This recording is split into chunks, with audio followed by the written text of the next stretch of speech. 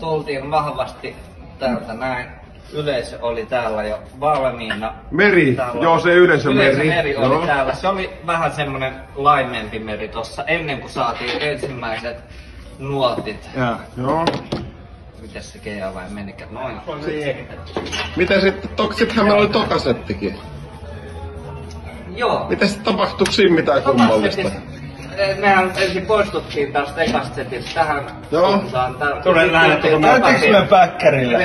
Joo, käytiin päkkärillä ja Joonas otti yhden oluen ja sit sillä alkoi menee soitto ihan vituille.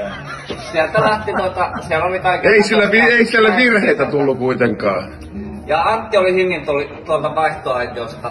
Ja valokuvaamassa. Täältä kävi kiertämässä myös täältä vastustajalta. Teki hyvää screeniä. Joo, screeniä teki ja sit Seekki otti hyviä kuvia sieltä, joo. Otta tähän suuntaan otti hienosti tuolta. Oli kyllä. Mutta noin niinku pääasiassa tällä alueella mun mielestä onnistuttiin. Sillä alueella onnistuttiin ja sitten, oliks näin mikä heikkous? Mikä voidaan käydä läpi sitten. Se on se käydään erikseen sitten läpi. Isin ollut oikeestaan. Hei, me otettiin tässä hieno voitto. Pitäisikö nyt ottaa he uploadit coach Ylänteelle, kun näin hieno suunnitelma. Joo!